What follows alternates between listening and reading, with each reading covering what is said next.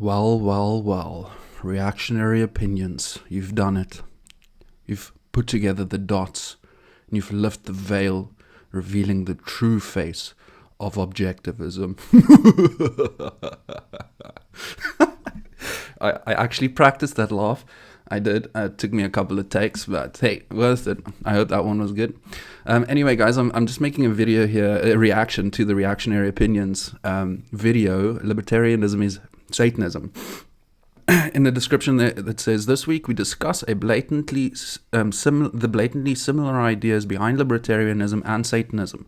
We look at why Satanists admire Ayn Rand and her objectivism so much, but bear in mind it's pretty obvious why they admire her so much.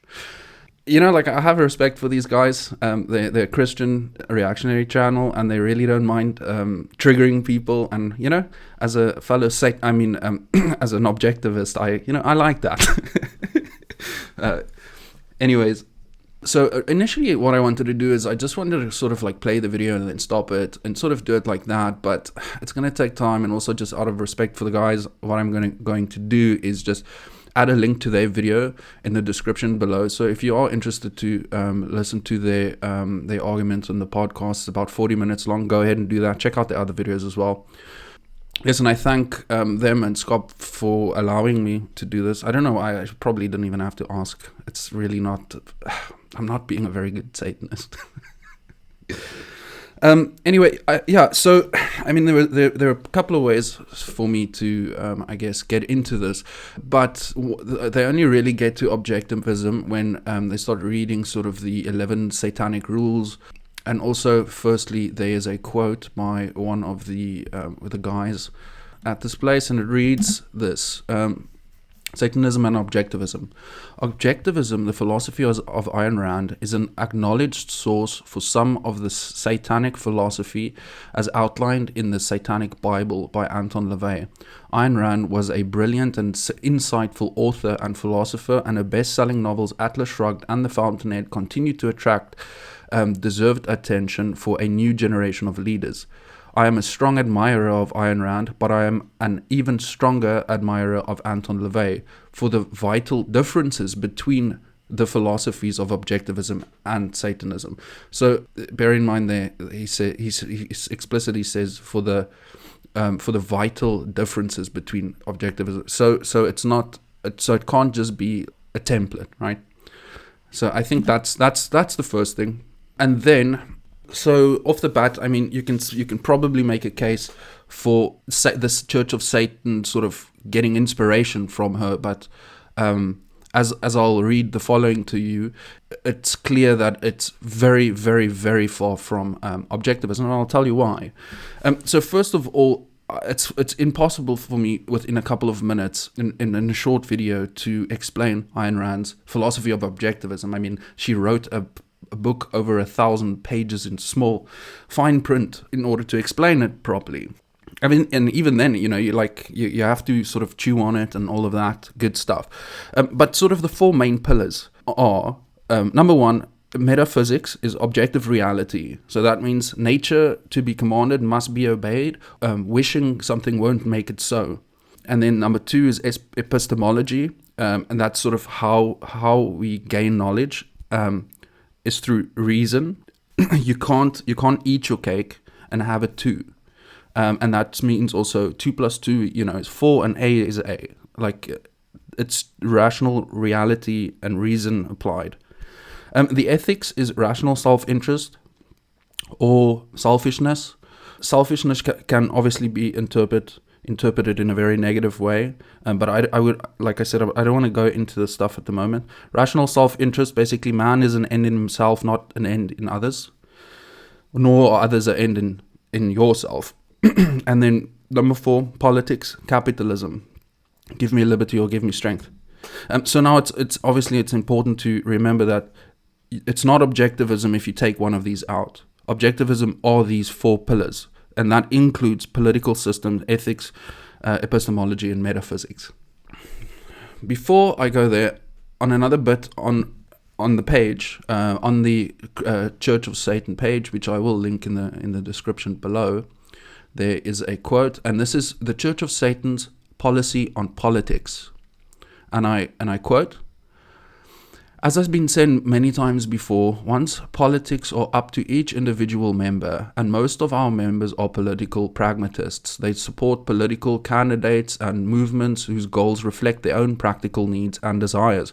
Our members span from an amazing political spectrum, which involves but is not limited to libertarians, liberals, conservatives, Republicans, Democrats, Reform Party members, independents, capitalists, socialists, communists, Stalinists, Leninists, Trotskyites, Maoists, Zionists, monarchists, fascists, anarchists, and just about anything else you could probably imagine.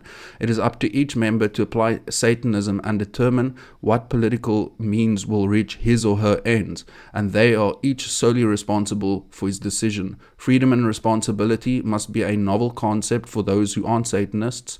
We take it in stride. Members who demand conformity from other members to their particular political fetish are welcome to depart," unquote.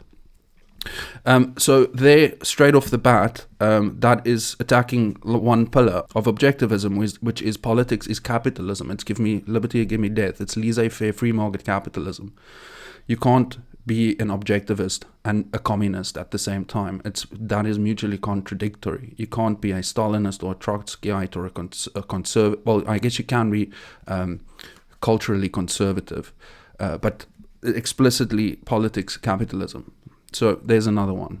Now, now before I get to the 11 points, it says that in the quote before the one on politics, they were speaking about the books that are so influential, and it just so happens the Church of Satan has a book list. They've got non-fiction titles and they have fiction titles. And it's quite a long list. Again, the link is in the description. Not a single one of these is a work by Ayn Rand. Not a single one, and there are plenty. There are ones which is strange, by Fyodor Dostoevsky, which he was actually a Christian. Notes from Underground, which I've read, which is really good. Nietzsche is in here, which doesn't really surprise me. Beyond Good and Evil. So, yeah. So not a single Ayn Rand work in their reading list. Now, the 11 Satanic Rules of the Earth. Number 1, do not give opinions or advice unless you are asked. And this immediately goes against your... first of all, these are weird, strange things. Like, most of these feel like they're out of rules, like in a Dungeons and Dragons game, like stupid language that they use. So I might not even be interpreting these correctly, but do not give opinions or advice unless you are asked. That goes against your rational self-interest, because let's say you work with someone and you would like them to increase in their skill or their productivity or so on. You'd have to give advice and opinions.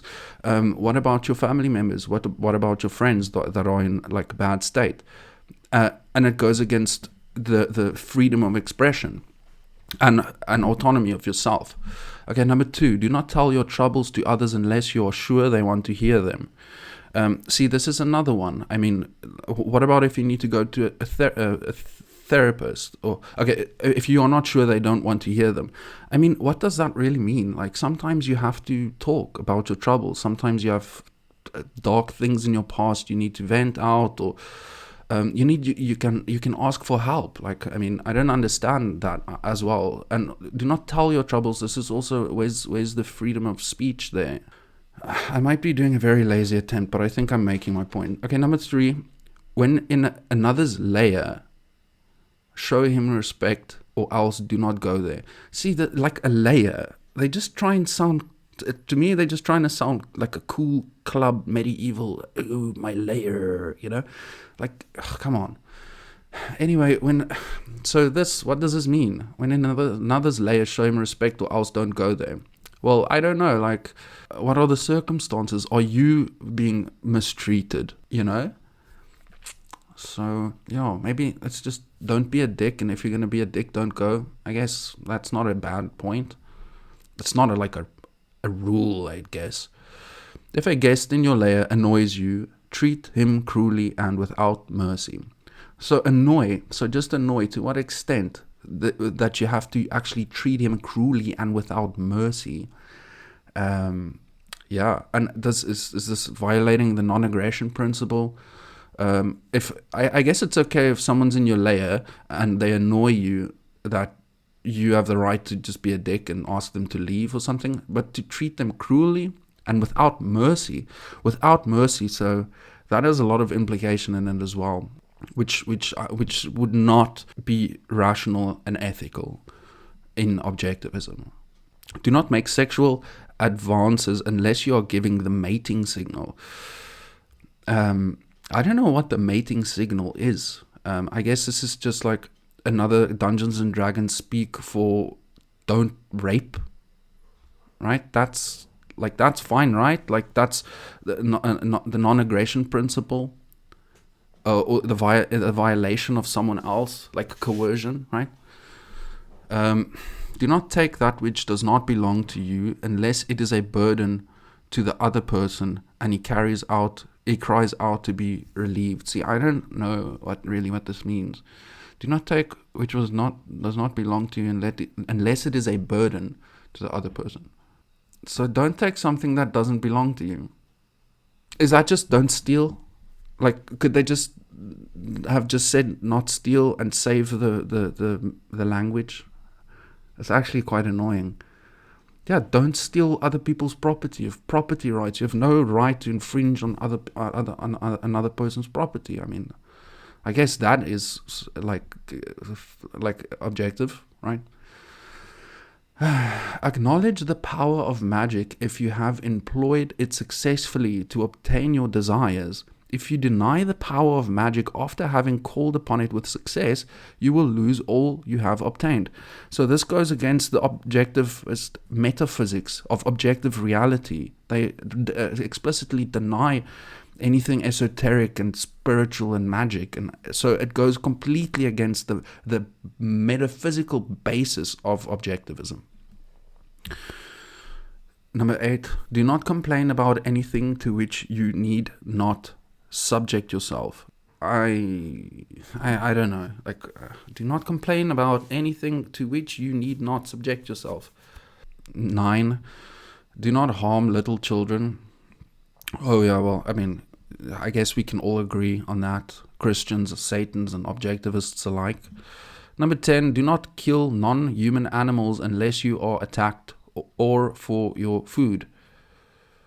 Yeah, I mean, that's perfectly ethically and morally sound, I would say. But it says do not kill non-human animals unless. So you can kill human animals? Okay, well, in that case, it would be the violation of the non-aggression principle. Unless you, of course, are being attacked by a Satanist, in which case, in objectivism, you can defend your life by using lethal force. 11. When walking in open territory, bother no one. If someone bothers you, ask him to stop. If he does not stop, destroy him. See, like, again, like, if he does not stop, destroy him. Like, ask him to stop, and if he does not stop, like, move, like, leave or something, you know, like, avoiding violence, right? Avoiding the non-aggression principle again. So I see maybe one or two points here that could point to objectivism or libertarianism, I guess. See, the thing is, the problem with attacking objectivism is that you are going against a strong set of moral and ethical principles, whereas libertarianism is pretty much, that's like an economic state, right? Economic system. So maybe, yeah, libertarians, I don't know. So that's the list done. I think I've made a pretty good case. I don't want to babble on too much longer about this because I don't really feel like I need to. Okay. So at the end of this video of the reactionary opinions, they sort of show this libertarian gathering or a conference or whatever you want to call it, and yeah, I mean that's embarrassing. There's not much I can say to really defend that. I guess like the infighting in libertarianism is probably the one thing that's going to ever keep it from coming into actual fruition.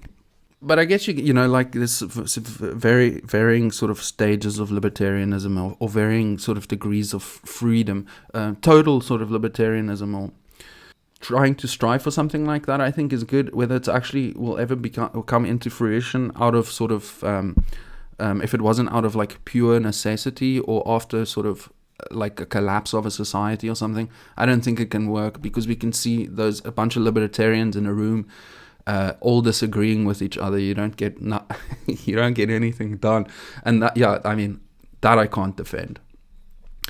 Anyway, reactionary guys, let me know what you think about this video, and if you actually think that my case and what I'm saying and my reasoning and my information is incorrect, please let me know.